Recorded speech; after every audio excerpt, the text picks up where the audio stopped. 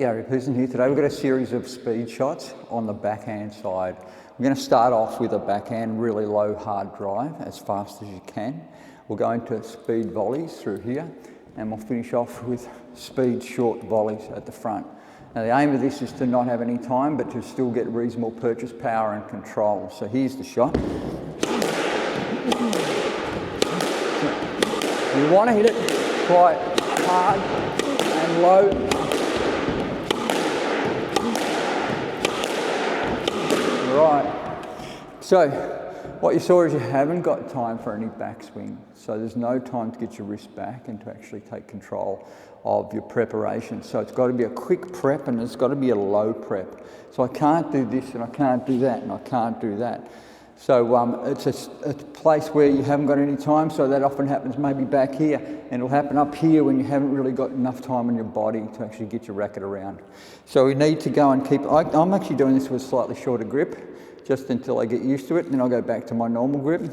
So it saves your wrist and everything as well. As far as targets go, I'm not trying to hit target, I'm just trying to hit the ball really hard, really low, and quite fast. So let's go again.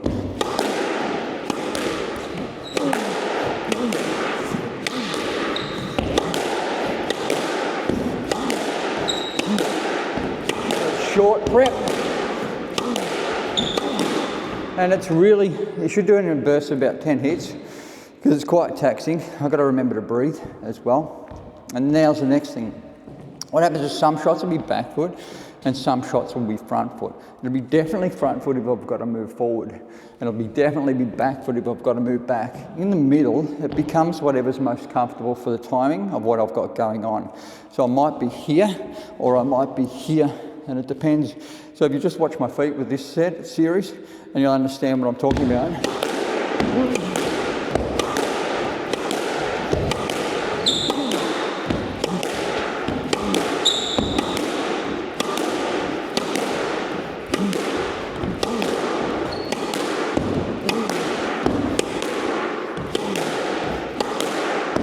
Oh, I lost the last one on the wall.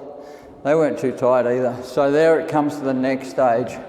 You want to be able to do this, and you want to be able to keep it within 4 floorboards, somewhere there if you can. So if you can do that, or a racket head of the side wall, and then you're fighting with this, which is really good because then you get good at getting it off the wall. So last lot here, that one squeezed out a bit. The amount of effort that you've got to put in to hit is really quite good.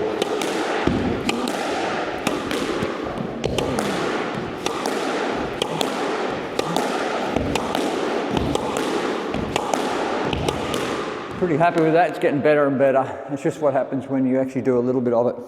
So that means that when the ball comes here, you should be able to just drive it down the wall quite neatly and quite well. All right, second exercise, we're going from here.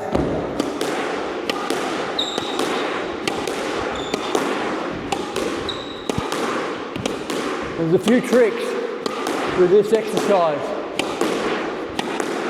That's on the wall and that's a good shot. Right, a few tricks with the volley. I find this much easier, strangely enough, than the one down low.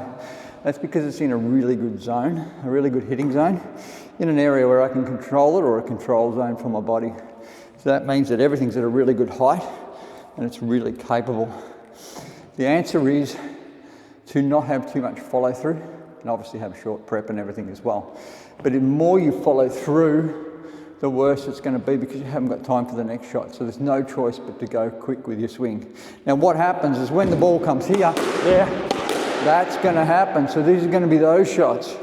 And that happens pretty often if you get quite good, because you cut off the volley and you just want to play a running volley and get an outcome. Here's our volley again. On the wall. That's on the wall. That's tough.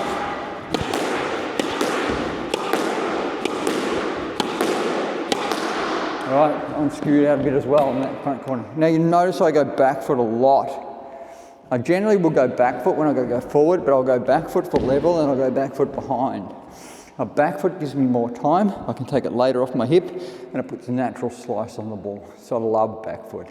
The problem, and it's not bad from here. If I go across there, I've got that pretty well. So that's got all this here covered back foot. If it goes up there, then I've got to probably go back here or take it up there.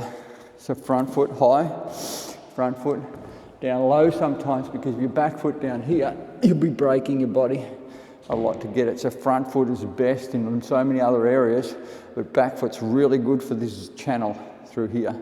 And as I said, it does everything there, because it'll do all those as well. All the kill shots will just happen off your back foot really well because of the natural slice. Let's go again quickly.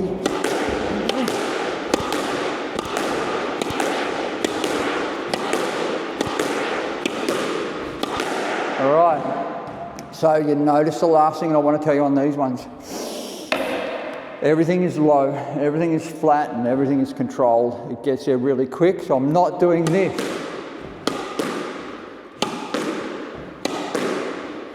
I'm not lobbing.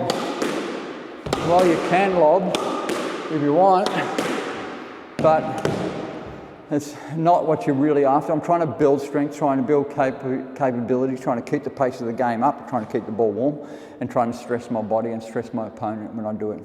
So get used to hitting flat, low balls. You'll notice the ball hits around about the cut line. And that's a pretty good exercise, just one of the great exercises to do to get really good. It'll help you return to serve, everything as well. Last one, up here. We're talking about volley for yourself.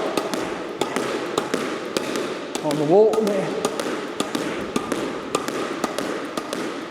You'd be amazed how good you can get at this. Now the deal with this one is that that's back foot. If I swap to front foot, for me it's nowhere near as good, because now I've got a chop. Now I got really messy because I went front foot, you notice. So this is nowhere near as easy, but it's quite a good exercise to do. What you should do is this, go backward. If it gets faster, the motion is quicker in your arms. Now I'll go front foot. Really good for your wrist. Now go back foot. Now front foot. Shouldn't matter. Should be able to just move your feet around and still control it. Because you get used to controlling your wrist, and it depends on where you are. So I've gone different feet, different directions. Try to keep the ball flat. And I'm starting to feel that in my forearm and everything as well. So you've got to just understand that all these exercises, that you do them in short bursts and you build up on your resistance, so you build your strength through your arm and through your body. So it's pretty cool. There you go. You got your low, flat, hard drive, you got your volleys, and you got your short volleys, all with quick action, all with high speed.